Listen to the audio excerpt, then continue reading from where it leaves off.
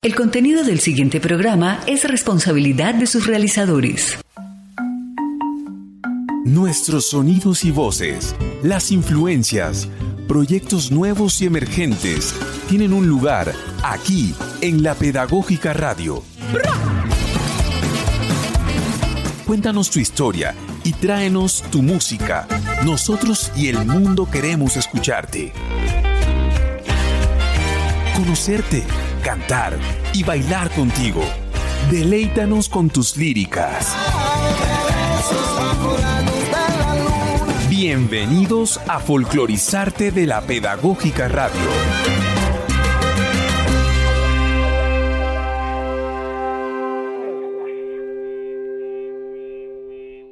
El siguiente contenido es de carácter cultural y sin ánimo de lucro.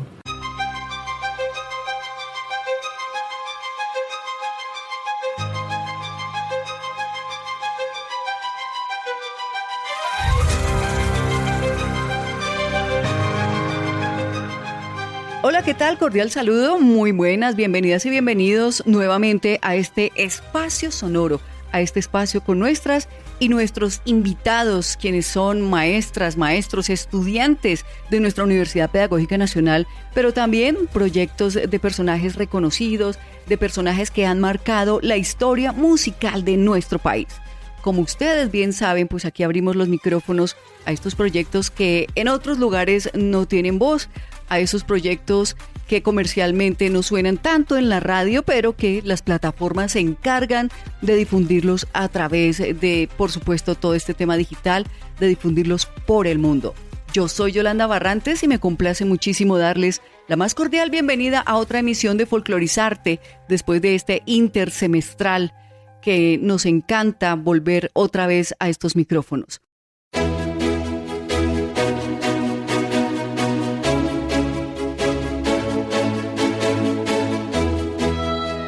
Vamos a iniciar entonces hoy nuestro programa con una maestra de violín, una maestra de nuestra Universidad Pedagógica Nacional, que se ha formado también en otras instituciones educativas y que ha hecho un trabajo bien interesante. Ella es la maestra Jenny Lorena Méndez Vargas, violinista, musicóloga, docente. Es una artista que ha construido su trayectoria integrando la excelencia académica con una profunda vocación de formación musical. Así que muy bienvenida, maestra, a Folclorizarte de La Pedagógica Radio. Bueno, muchas gracias por la invitación. Estoy muy feliz de acompañarlos el día de hoy. Bien, yo resumí muchísimo su trayectoria, maestra, pero quiero que le cuente a los oyentes quién es usted, hace cuánto es música y nos hable al detalle de su formación y su pasión por el arte. Bueno, pues a ver, yo empecé desde muy niña. Le pedí un violín a mi papá de Navidad cuando tenía 11 años y efectivamente llegó. Empecé en la Fundación Nacional Batuta en el 96, así que llevo ya 30 años tocando el violín, muy feliz. ¿Puede ser tanto tiempo? Imagínate. No parece que hubiera pasado tanto tiempo. Sí, pasa. Y realmente mi experiencia inició en estas agrupaciones sinfónicas infantiles y juveniles. Con el tiempo entré a la Sinfónica de la Universidad de Caldas, que luego se convirtió en la Sinfónica de Caldas. Viajé a Buenos Aires también, allí estudié violín en el Conservatorio del IUNA, del Instituto Universitario Nacional de las Artes. Estuve en algunas agrupaciones sinfónicas y luego regresé a Colombia y la Universidad Pedagógica Nacional me abrió sus puertas para terminar mi carrera y graduarme como licenciada en música de la gloriosa. De la gloriosa UPN, ¿no? Sí, así es. Acá tuve grandes profesores como la maestra Marta Olave, el profesor Miguel Casas, que más adelante con gran felicidad se convirtieron en mis compañeros de trabajo. Y bueno, así me he desempeñado. Me convertí también en profesora de la Fundación Nacional Batuta durante más de 10 años.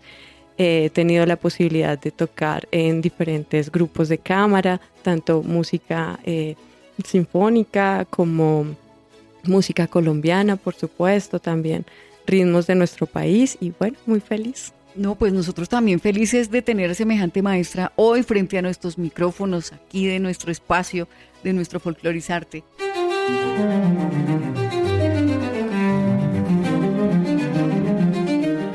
Maestra, hay dos términos que yo quiero saber si significan lo mismo o si son diferentes. La musicología y la música. ¿Son dos cosas distintas? Sí, pero va muy de la mano. Okay. Realmente la música como tal es la disciplina en la que se forma uno para tener las competencias y desarrollarse en el oficio musical como tal.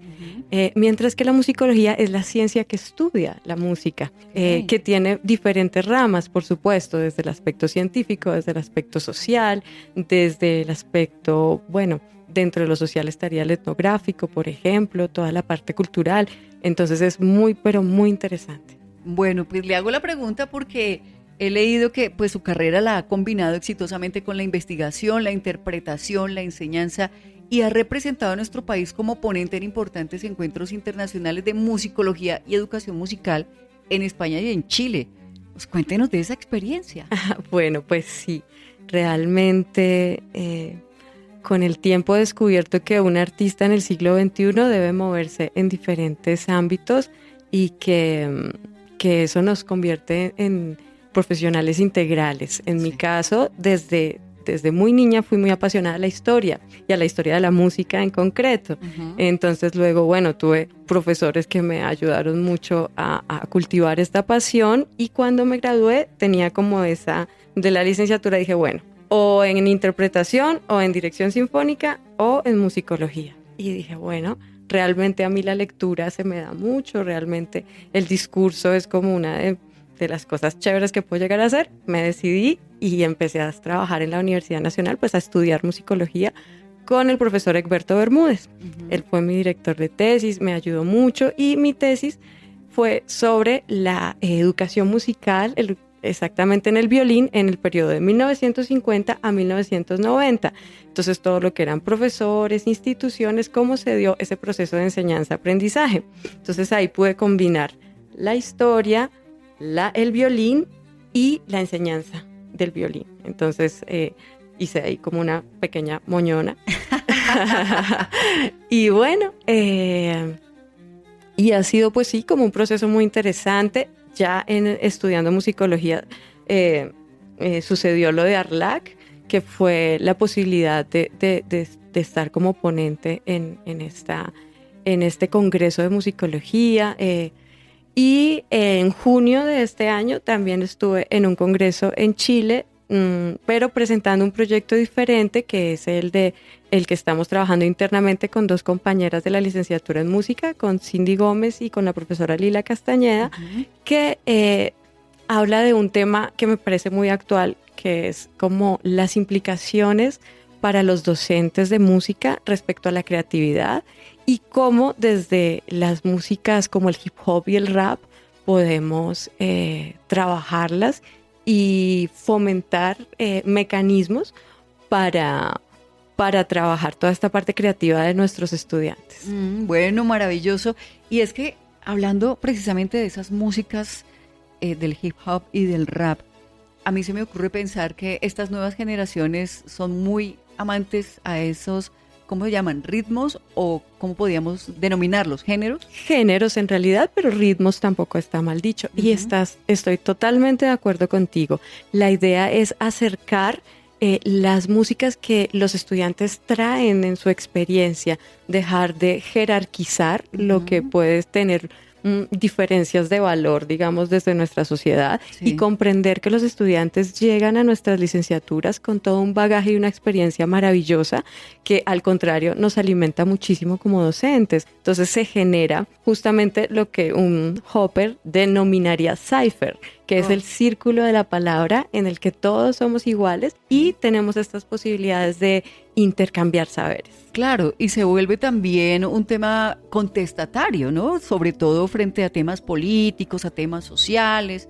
¿cierto? A temas de género, de raza, y siento que los jóvenes se sienten muy cómodos expresándose a través de estas sonoridades.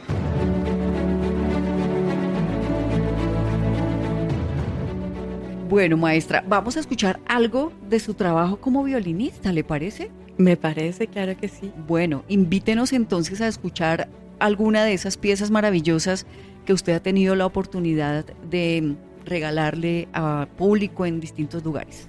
Bueno, yo siento que una de las cosas más significativas que he vivido dentro de la Universidad Pedagógica Nacional fue el Festival Internacional de Piano en Ibagué el año pasado, Sí. que justamente toqué con mis compañeros de la licenciatura en música en un cuarteto de cuerdas de Rachmaninoff.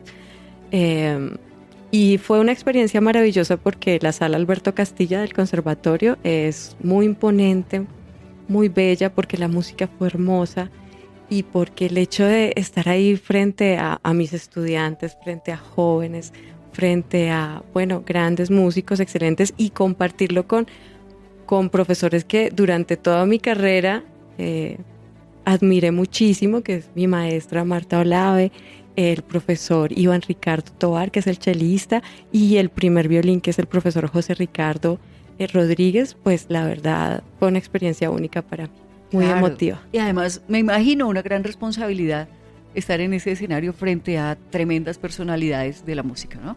Por supuesto. Y bueno, una incidencia acá es que cuando hablamos como pedagogos del proceso de evaluación, siempre pensamos que se están midiendo como los conocimientos o las competencias, pero no nos damos cuenta que también la autoevaluación y la coevaluación son fundamentales. Entonces, ¿cómo enfrentar un repertorio al lado de los que fueron mis maestros? Increíble todo esto. Exacto. Entonces, bueno, pero creo que salió bastante bien, se trabajó, se estudió muchísimo y existió un compromiso también desde el ensamble, ¿no? Porque de nada sirve que yo sola estudie mis papeles y no, todos estudiamos mucho, nos comprometimos y creo que el producto fue bastante, bastante bello. Bueno, pues entonces sumerjámonos en las notas del violín y de esta música preciosa con el cuarteto. ¿Me recuerdas el nombre del cuarteto? Claro que sí, el número 2 de Rachmaninoff.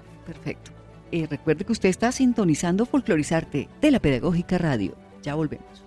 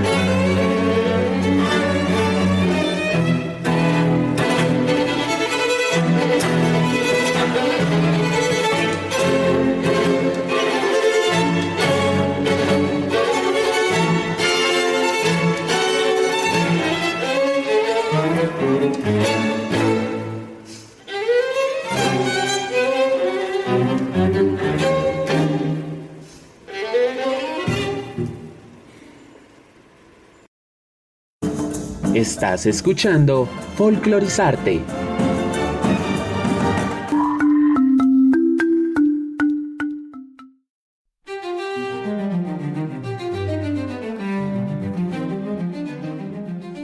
Bien, regresamos a nuestro Folclorizarte de la Pedagógica Radio. Les contamos que esas notas magistrales de violín sonaron gracias a las manos y al conocimiento de la profesora Jenny Lorena Méndez Vargas, quien se ha desempeñado desde hace más de 30 años. Ustedes la ven y dicen, ¿qué?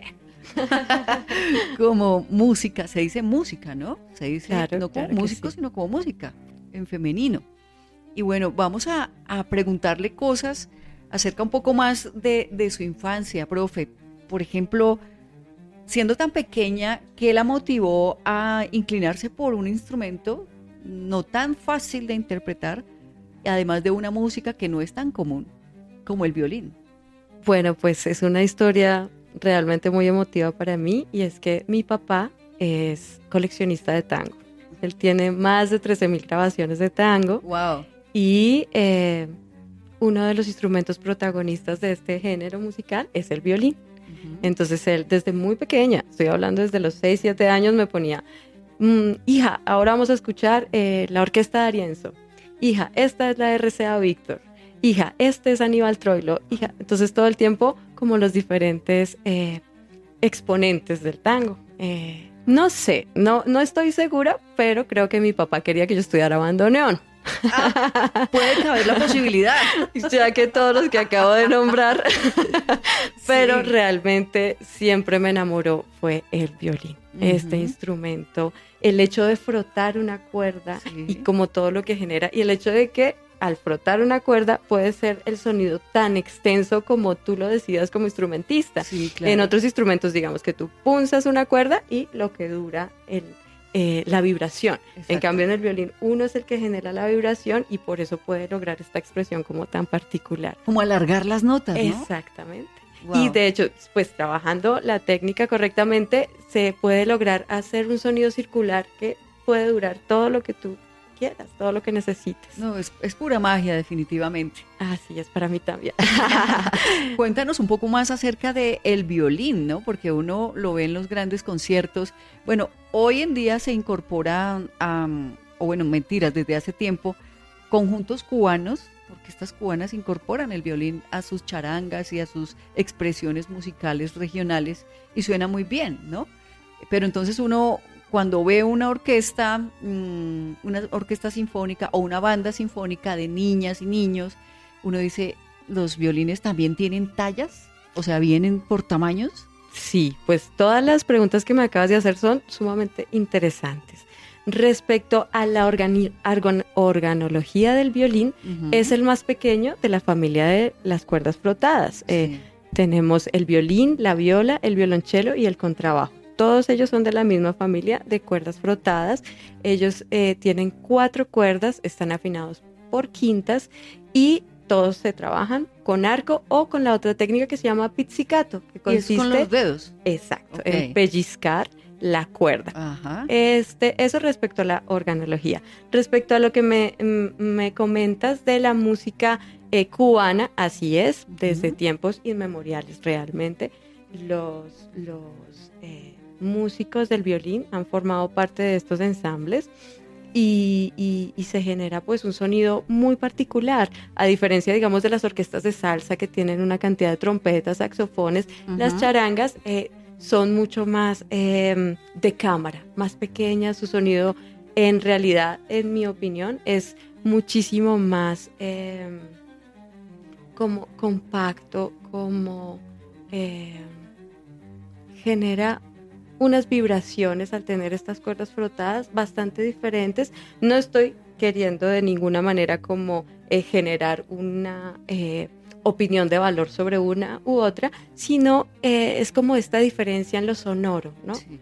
En lo que puede generar esta vibración de tener cuerdas o tener vientos. Ujú.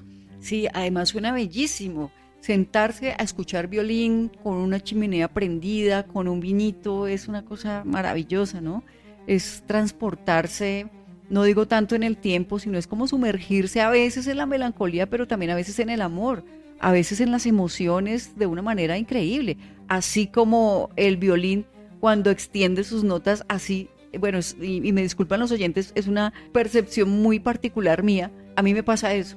Entonces es bellísimo escuchar a alguien que interpreta violín también como con el alma, porque los violinistas cierran los ojos, sacuden sus cabezas, mueven sus cuellos y bueno, Entonces creo que a uno lo obliga también a meterse un poco como en la piel de ellos y decir qué están sintiendo, preguntarse qué están sintiendo.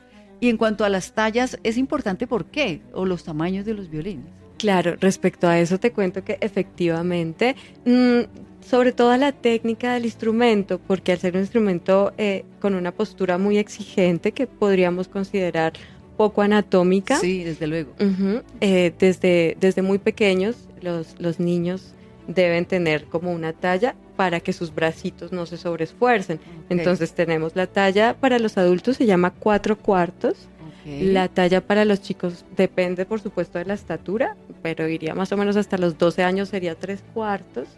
Para los más pequeños, digamos ya de 8 a 6 años, sería 2/4. Existe un medio para aquellos niños que empiezan a veces a los 3 años y aún un 1/8, y aún conozco violines un 16avo, porque en algunas culturas, sobre todo digamos en Japón, en China, en algunos países en Europa, inician desde prácticamente los 2 años a jugar con el violín, ¿no? Dios mío. Así es. Qué disciplina. Un poco. Bueno, otra cosa que me llama la atención del instrumento, maestra, es, bueno, yo también he visto algunos videos de música brillante, por decirlo de alguna forma. Las chicas Bon usan unos instrumentos de cuerdas flotadas que no tienen caja de resonancia, por decirlo de alguna forma. ¿Y cómo es que suenan tan bien? Bueno, es que lo que usan las chicas Bon, actualmente muchos de nosotros, yo he tenido el placer de utilizar estos, ¿sí? Que pertenecen a los electrófonos, porque son instrumentos que son conectados. Ellos ya no necesitan una caja de resonancia porque todo va por línea. Uh-huh. Y como tú dices, eso facilita muchas cosas cuando nos vamos a acercar a géneros como el pop, como el rock, como la música electrónica. Una de las experiencias bien bonitas que tuve en mi vida fue tocar en el Movistar para un chico de música electrónica bastante famoso. Y bueno, 14,000 personas fueron a vernos al Movistar y grandioso. Y la verdad fue una experiencia increíble tocar con estos instrumentos electrónicos. Bueno, ¿y tú has compuesto algunas piezas en tu vida profesional? Bueno, realmente solamente cuando estudié en la licenciatura. ¿Sí? Sí. Luego ya me dediqué más como a la investigación y a la interpretación. ¿Y cuál es ese músico clásico que tú dices, wow, lo admiro, chapó, quiero llegar a tocar como él o superior a él o a ella, ¿no? Porque también hay unas mujeres que interpretan los instrumentos de una manera increíble. Sí, realmente depende un poco como del estilo, ¿no? Porque cada violinista le imprime como su propia forma de tocar. Sí. De los antiguos, de los inicios del siglo XX, me gusta David Oistrakh. Ya un poco más acá tenemos a Hilary Hahn, que me parece una excelente violinista, que tuve el placer de verla en el Julio Mario el año pasado. Qué belleza. También está, Janine Jensen, Nicola Benedetti, mujeres que tocan maravillosamente bien el violín. Sí, y creo que las mujeres tenemos mucha sensibilidad, no solo porque nacemos con la sensibilidad, digamos, maternal y como más dadas al amor y a la expresividad y amor, muchas otras cosas, creo que se nos ve la emoción, la emotividad se nos nota mucho, ¿no? Sí, lo que tú decías ahorita sobre el violín, desde la neurociencia se han hecho investigaciones bastante importantes porque lo que tú expresas que te sucede nos pasa a muchos y es como esta capacidad de conectarnos con la música desde el sonido, desde la expresión, se llama supraverbal, que nos lleva de una vez directamente al sentimiento. Muchas veces por eso no se puede expresar justamente con palabras, porque de hecho lo que decía este estudio que leí por ahí, creo que es de Massachusetts, decía que con las palabras podemos mentir, que aún con la expresión corporal podemos, si somos expertos, llegar a mentir, pero con el sonido no se miente. Entonces, por eso esta capacidad que tienen los músicos de fomentar nuestra emotividad directamente al ser, sin pasar tanto desde lo mental y desde lo cognitivo para ir directamente como a la sensación. Sí, y es que además yo soy muy emocional, entonces a mí me pega muchísimo el tema musical y yo soy muy musical.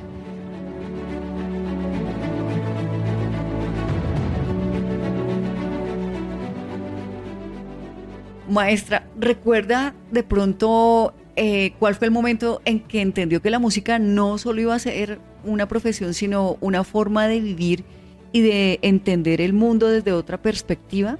Sí, bueno, hubo dos momentos muy grandes en mi vida. El primero fue, yo vivía en Armenia y no había profesor de violín, yo tenía 13 años. Entonces yo viajaba hasta Manizales, donde sí había un profesor de violín, y tenía que venir a Armenia a entregar como los conocimientos que yo había adquirido. Entonces pues yo era una niña, entonces para enseñarle a otros niños menores o de mi edad, fue muy difícil. Lloré mucho porque yo decía, pero yo ponía el dedo así, ¿usted por qué no puede poner el dedo así? No entiendo. Y poco a poco me di cuenta que el proceso de enseñanza-aprendizaje era muy valioso, que iba muchísimo más allá de entregar una información, y eso me marcó. Yo dije, bueno, me gusta tocar, pero me gusta mucho enseñar. O sea, de verdad es muy bello esta posibilidad, lo que te digo, poner el dedito todo chuequito y al mes, a los 2 meses organizarse y de repente tocar y de repente pertenecer a la orquesta, y con tan buena suerte que muchos de esos estudiantes después me escribían cartas, no, pasé en el Conservatorio Reina Sofía, no, estoy estudiando en la Pedagógica o en la Nacional o entré a tal orquesta. Eso no tiene, o sea, la felicidad que uno puede sentir por lograr eso en otros, eso me marcó como docente. Como músico, cuando estaba en Buenos Aires, tenía 22 años y tocamos una obra que es particularmente bella, en mi opinión, que es el Requiem de Mozart. Y ahí yo me acerqué a lo que los neurocientíficos denominan estado de flujo. Nunca lo había sentido y por eso no lo olvido. El director subió su batuta y yo desaparecí. O sea, sonó la primera nota y pude entender el estado de flujo en el que dejé de ser yo un rato. Un poco lo que dice Schopenhauer, que es una forma como de dejar de tener esta voluntad de ser mejor y de competir para convertirse en un canal. Eso fue maravilloso y no lo siento siempre que toco, te cuento. Bueno, son experiencias que como que llegan y uno luego trata de repetirlas. A veces funciona, a veces no tanto, por distintos factores, sean emocionales, físicos, pero el estado de flujo es una sensación maravillosa. Wow. Sí, pues acá estoy yo, aquí también estupefacta, tratando de entender el estado de flujo. Y bueno, también depende de pronto del director de la orquesta que pasen ese tipo de cosas. Sí, depende, porque cuando hacen bien su trabajo, ellos logran, como te digo, que uno se convierta en parte de los instrumentos de lo que esta persona quiere expresar a través de la música. De un engranaje, ¿no? Cada uno de los músicos es una piecita de un gran engranaje, como los relojes, más o menos. Así es, tal cual. Maravilla. ¿Con cuántos músicos has tocado? Es decir, una orquesta, bueno, quiero entender también, y de pronto que nuestros oyentes, quienes no tienen conocimiento musical como yo, que soy absolutamente ignorante, yo siempre digo, yo soy fan de la música, a mí me encanta la música, a mí la música me transforma, me transporta, me eleva, pero no sé, yo no podría leer una partitura, yo no sé tocar guitarra, aunque quiero decirte, maestra, que yo pues todavía ya con la edad que tengo, yo quisiera ser multiinstrumentista y quisiera ser directora de orquesta. Yo sé que ya eso es un poco utópico, pues porque esto requiere de mucho conocimiento, de muchos años de estudio, pero también muchos años de trabajo, de laboriosidad y de disciplina, y hay cositas de esas que yo no tengo. Entonces, bueno, una de las preguntas es, no mentiras, la pregunta real es que si me voy por las ramas, si ve que me suben un pentagrama gigante y ya no sé por dónde resbalarme. Entonces, la pregunta es, ¿cuál es la diferencia entre una orquesta sinfónica y una filarmónica? Y pues me imagino que el número de músicos puede ser diferente. ¿Cuál ha sido el mayor número de músicos con los que has tocado? Bueno, hay varias cosas que quiero contarte. Eso. La primera es que nunca es tarde. Que la clave, como tú misma la tienes ahí, es la disciplina, sí señora. No sé, el actor de Hannibal hace poco sacó un disco de música académica con la Deutsche Grammophon con Gustavo Dudamel. Así que está llegando a los 90, así que nos tenemos que poner las pilas. Sí. Así que Todos podemos ser músicos. De repente habría que pensar qué es lo que queremos con la música, ¿no? Porque todos tenemos esta capacidad justamente de musicar, como lo menciona Small, que es el acto, el verbo, la acción de generar la música que queremos que sale de nosotros y sobre todo celebrarla en colectivo. Eso me encanta, Small. Sí. Musicar es uno de los verbos más hermosos que he conocido. Sí. Respecto a eso. Respecto a lo que me dices, la diferencia entre sinfónica y filarmónica. Históricamente han sido los recursos. La sinfónica normalmente viene de los recursos del Estado. La Sinfónica de Colombia o bueno, la de Ecuador, la de Argentina, son organizaciones generadas desde el Estado.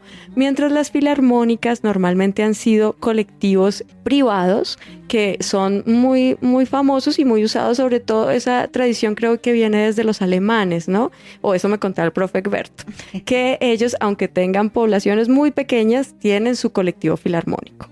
Entonces ellos forman coros, orquestas de cámara, orquestas sinfónicas, que entre la misma comunidad se buscan los recursos para que coexistan justamente.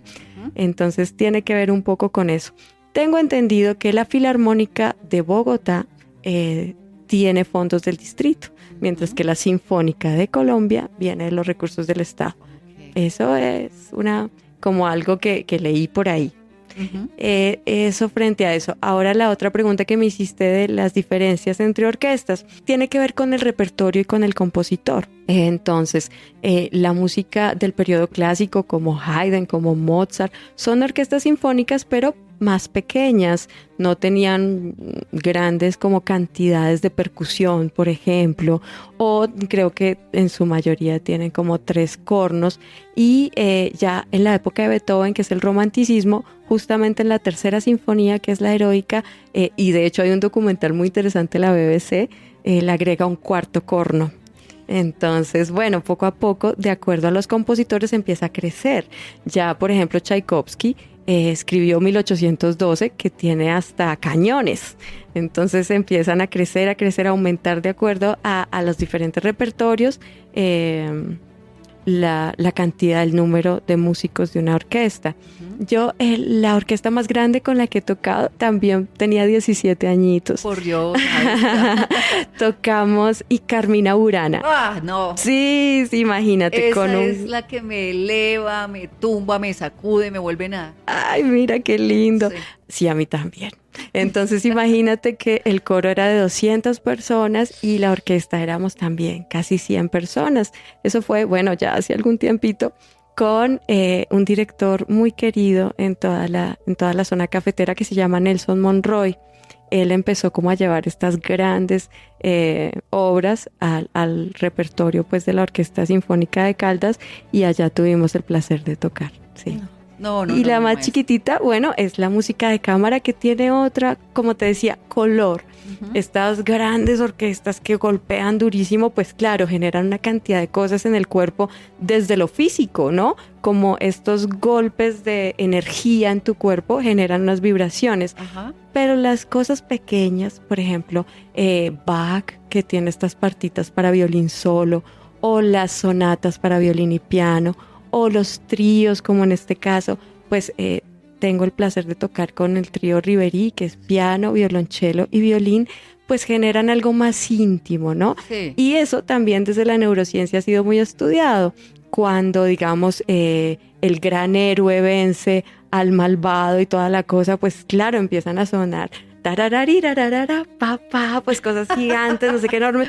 Pero cuando, digamos, el caballero le declama su amor a la chica, pues claro, el violín por allá sale, solo un violín, solo en una melodía que justamente llega al fondo de tu corazón. Y que acompasa precisamente la escena, ¿no?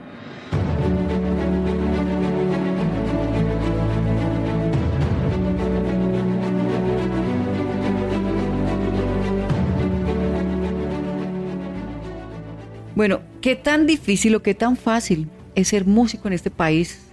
Ser música, mujer, directora de orquesta, intérprete de un instrumento en especial, como en tu caso el violín.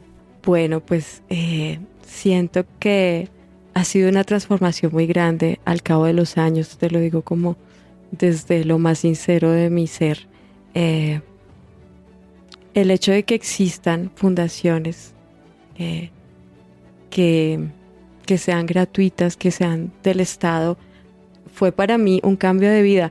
Como que uno lo lee por ahí en el periódico que sí, que le cambió la vida a fulano, a sutano. No, es cierto.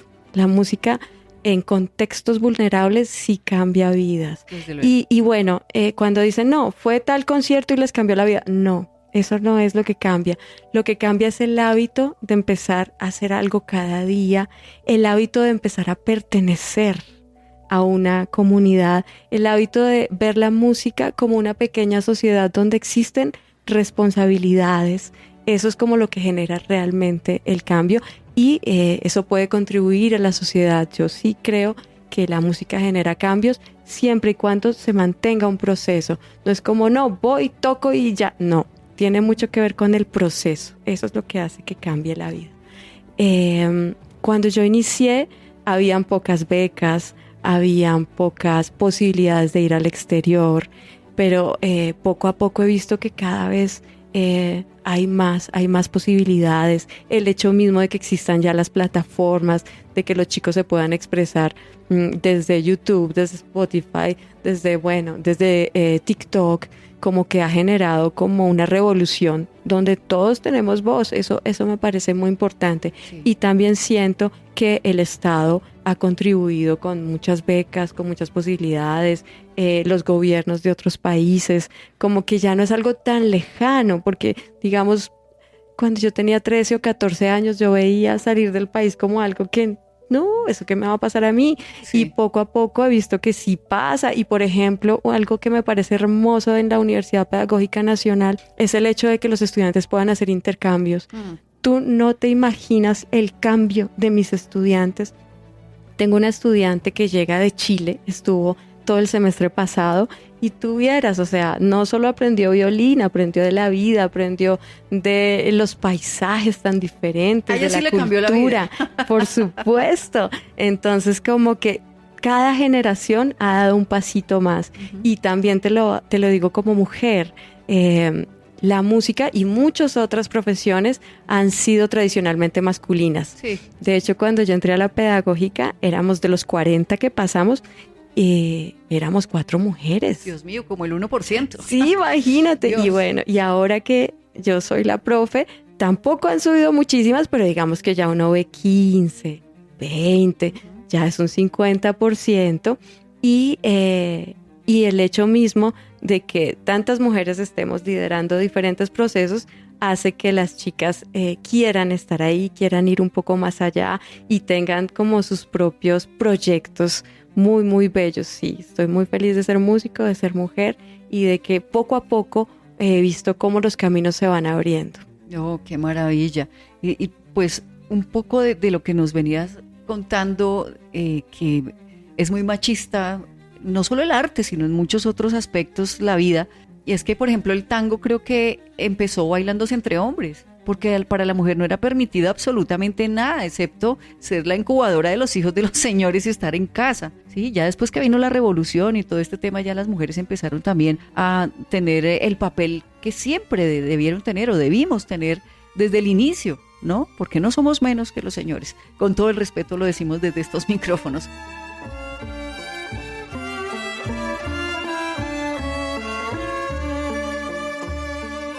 Bueno, escuchemos algo más, por favor, maestra, algo que nos haga cerrar los ojos allá, a ustedes que están en sus casas escuchando este programa, que les motive, que les haga cerrar los ojos y que les haga olvidar un poco cualquier situación por la que estén pasando, porque la música es una herramienta transformadora, no solo para quien toca, sino para quien escucha. Así es. Bueno, pues otra cosa bien bonita que tuvimos la oportunidad de hacer con el trío Riverí en marzo fue tocar en Uniandinos y tocamos 2 tríos, uno de Haydn y otro de Beethoven. Entonces, no sé, cualquiera que quieras escuchar. Bueno, pues entonces vamos con Beethoven a esta hora aquí en Folclorizarte de la Pedagógica Radio con nuestra super invitada del día de hoy. Ya volvemos.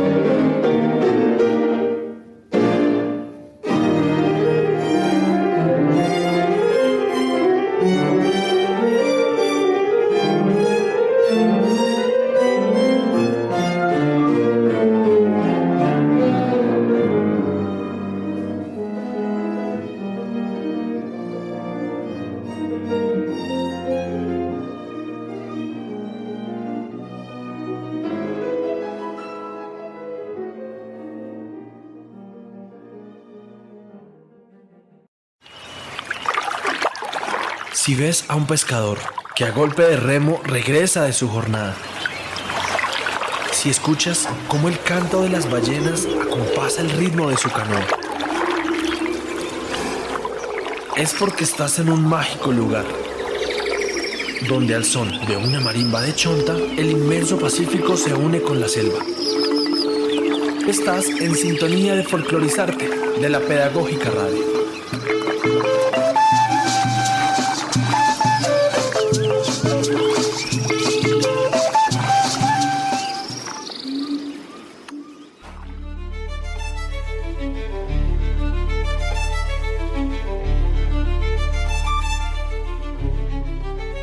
Bueno, maestra, nos sumerges muy fácil en el mundo de las cuerdas frotadas, en el mundo del violín, pero no solo con lo que escuchamos musicalmente, sino también que tu voz es muy melódica, muy linda, muy llevadora, muy fácil de escuchar, y tu voz es de esas voces que uno no quiere parar de escuchar. Es decir, yo sé que nuestros oyentes no han hecho zapping en este momento. Están ahí juiciosos escuchando todo esto que con gran maestría nos cuentas, porque es que no solo te he hecho preguntas acerca de la música, de ti como mujer, como violinista, como música, sino que también te hice preguntas de luthier y preguntas un poco de la historia musical y demás, y no, pues ahí se nota toda la experiencia que tienes en este ámbito. Bueno, y te agradezco mucho por todo eso. Muchas gracias. Pues realmente yo siento lo que te decía, un músico debe ser integral, debe pasar por diferentes cosas, diferentes discursos, diferente conocimiento, y pues he tenido el placer de conocer de verdad gente que ha aportado mucho desde todas las disciplinas en las que me he sumergido. Pues eso se nota definitivamente. Y has dedicado gran parte de tu vida, bueno, a la música, desde muy joven. Además que me sorprende que empezaste a viajar desde muy chica, ¿no? A conocer el mundo desde muy niña, a aventurarte, a irte a aprender, pero también a irte a enseñar. Y bueno, te has dedicado a investigar, te has dedicado a estudiar, te has dedicado a enseñar. Pero ¿qué has aprendido tú, por ejemplo, de tus estudiantes? Uy, bueno, de ellos aprendo cada día y de diferentes maneras. Y realmente lo que te decía, que por eso decidimos un poco trabajar sobre el hip hop. Uno de los aspectos que no se ha trabajado mucho a nivel musical ha sido la creatividad. Muchos de nuestros estudiantes llegan súper creativos, escribiendo sus propias letras, haciendo sus propios performances, queriéndose vestir de una manera, generar escenarios, generar unas melodías, pero se han estrellado pues como con toda esta cosa de lo que es la música como disciplina, ¿no? Entonces, bueno, listo, pero tienes que pasar eso a una partitura. Sí, pero ¿eso a qué género pertenece? Bueno, pero entonces eso no está en el estilo.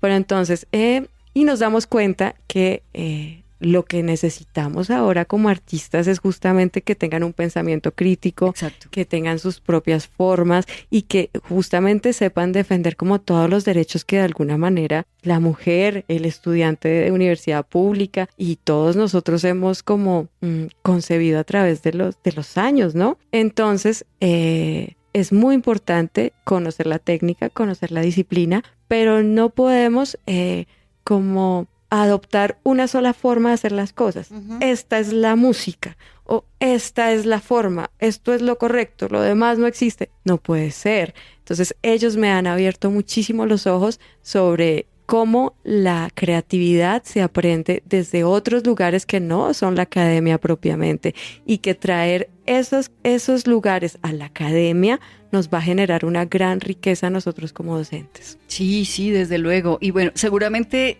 ya me respondiste esto que te voy a preguntar, pero hablando precisamente de los estudiantes, ¿existe algún estudiante cuya historia te haya cambiado la manera de entender la educación musical? Bueno, pues realmente sí, he tenido estudiantes muy particulares que me han hecho la vida pues realmente muy, muy sorpresiva, digamos, ¿no? Hay una historia, bueno, es un poco fuerte, pero la voy a contar. Dale. Una de las cosas que empecé enseñando en la licenciatura fue música y cotidianidad, que es como un acercamiento a la historia de la música. Entonces, el primer día, pues yo obviamente mostré mi programa, más o menos me presenté, dije que había estudiado musicología, y se me acerca al final un estudiante y me dice, mira, ¿sabes qué? yo siento que tu clase es muy blanca, que esto es totalmente europeo y que yo no quiero volver por acá. ¿A tu clase? El primer día de clase. Uy, Dios. Ah, no, y que yo también era muy blanca. Ah, que tú también. Sí, no, de una vez que yo también. Y yo como, ¿what? Y pues claro, yo estaba súper primí para la universidad. Yo me quedé, se me abrieron así los dos ojos y dije, Dios mío, ¿yo qué estoy haciendo? Entonces yo fui, revisé mi programa y yo le contesté en ese momento, le dije, dame la oportunidad, vuelve a la próxima clase y poco a poco vamos viendo cómo aprendemos los dos. Y yo decido si me bronceo o no. Sí, yo dije, no, pues me voy unos días a Cartagena. No, mentira. A Girardot, alguna cosa. No.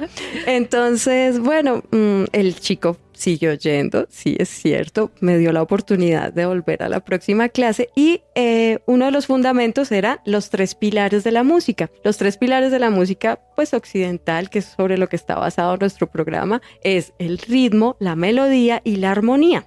Entonces, cuando llegué al ritmo, pues ahí empecé a mostrarle de dónde viene el ritmo, de los tambores, de África. Puse, por supuesto, música colombiana, cumbia, música del Pacífico. Vimos organologías de diferentes géneros, vimos instrumentos indígenas. Bueno, toda una cantidad de nuestros sabedores que, por supuesto, que son parte fundamental de una clase que se llame música y cotidianidad. No solamente, pues, como los grandes exponentes de la música occidental, sino, por supuesto, las cosas de lo esencial, ¿no? De acuerdo. Y poco a poco, pues el estudiante fue abriendo sus ojitos, fue cambiando completamente, hasta el punto que un día me dijo, eres mi profesora favorita.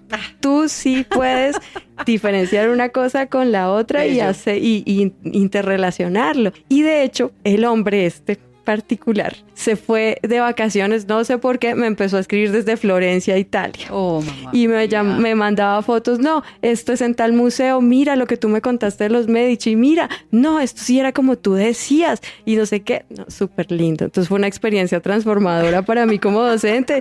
¿Cómo logré que un estudiante que no quería saber nada de nada, poco a poco empezó a ver la música de otra manera y también me enseñó a verla también de otra manera? Claro, le abriste los ojos al mundo, pero él también te hizo abrir los ojos con lo que te dijo, no me gusta tu clase, es muy blanca, es muy no sé qué, y tú eres muy blanca. Qué comentario tan extraño, ¿no? Difícil. Para una clase de música. Yo dije, ¿será que le digo al coordinador? Yo me fui como, ¿y yo qué culpa? Sí. Bueno, Si me estás escuchando. Increíble. Te Además, quiero. Tu primera clase, tu primer día de clase y ese estudiante te salió con eso. Eso quiere decir que el estudiante estaba realmente interesado en aprender porque ya estaba dateado, ¿no? Ya Muy conocía dateado, otras claro cosas. que sí. Ajá. Entonces, bueno, qué bueno que lograste convencerlo. Y casi todos mis estudiantes y los estudiantes de la pedagógica llegan muy dateados. Uh-huh. Por eso es importante, pues, o por lo menos yo trato de decirles que yo no tengo la verdad, que en ningún momento piensen que como profesora me paro frente a ellos a decirles la verdad, que entre todos vamos a encontrar esta verdad y que para eso también tenemos muchas herramientas tecnológicas, porque yo no soy una persona como que no les permita trabajar con que necesitamos saber en Google qué quiere decir tal palabra o en qué año pasó tal cosa. Yo no tengo ningún problema, porque soy consciente que todos podemos fallar en algún momento y que la verdad es algo tan complejo y que se puede como triangular de tantas formas. Exacto. Entonces, y porque la idea es aprender, ¿no? No tanto como que ellos me crean a mí, sino que más bien tengan un pensamiento crítico sobre la música. Y no que sean clones del maestro. Por favor. Exactamente.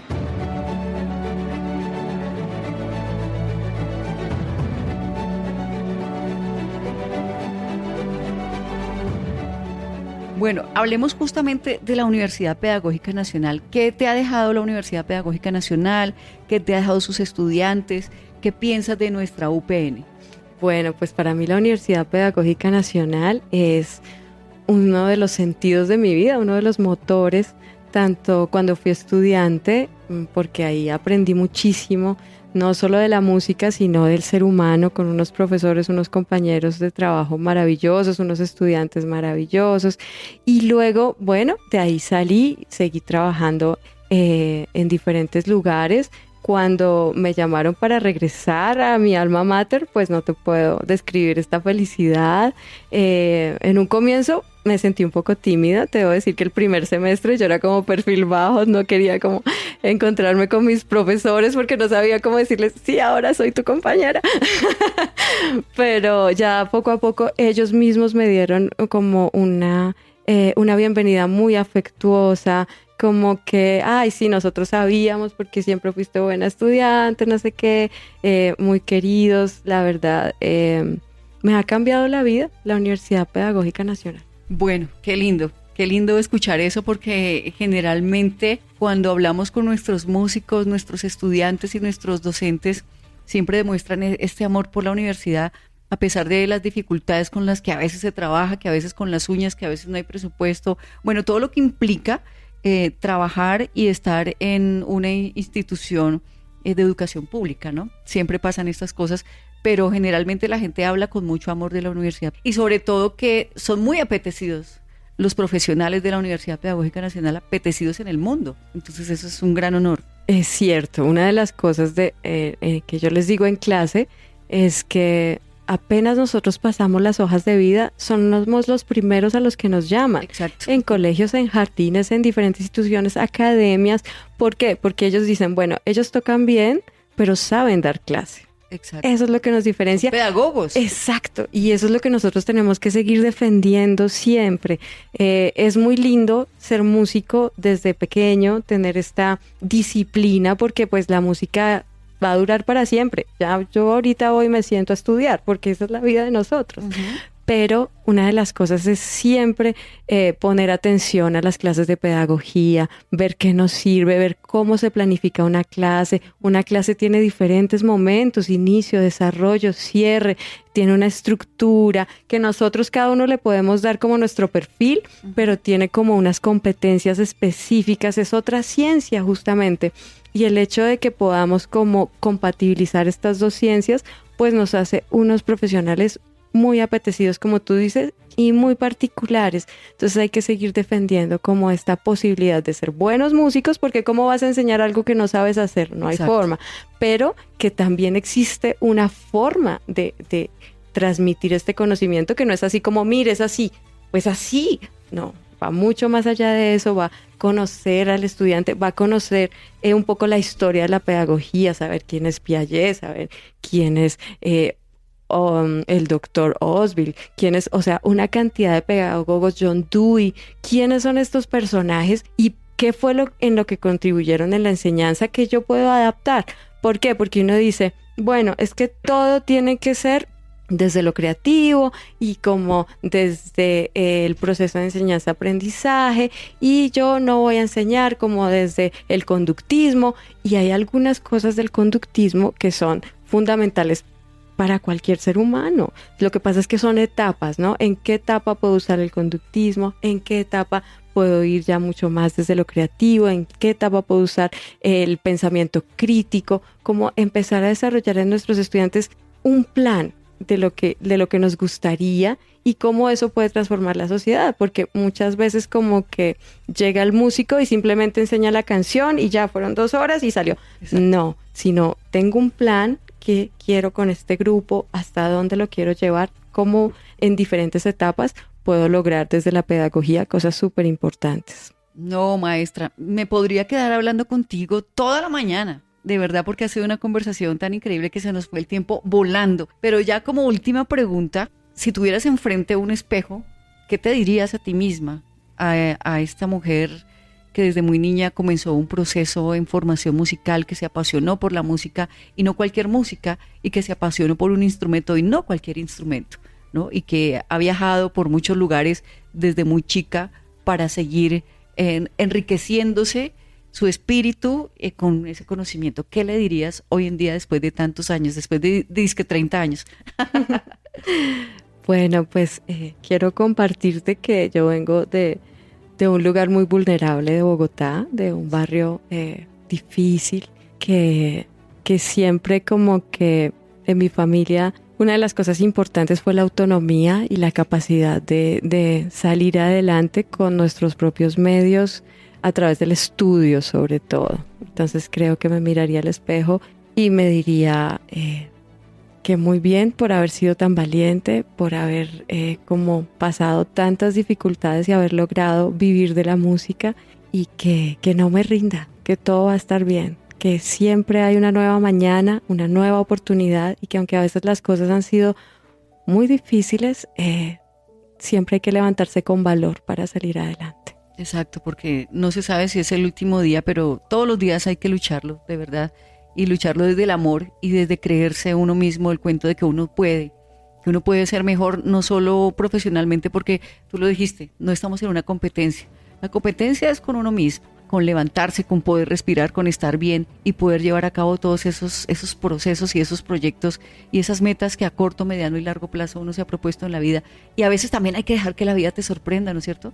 No todo tiene que ser así tan riguroso y tan cuadriculado, porque pues las sorpresas también son muy chéveres. Es que justamente ahí está, siempre va a estar el caos. Uno tiene un plan y el plan se desbarata, pero justamente en lo que se desbarata uno aprende el triple de lo que había pensado. Uh-huh. Entonces es más que todo como tener una idea, un deseo y trabajar por ese deseo día a día, porque no cae del cielo, pero poco a poco las ventanitas se van abriendo cuando se juntan la posibilidad y el conocimiento. Uh-huh. Y el amor en este caso, porque se ve la pasión y el amor por todas partes. Por supuesto.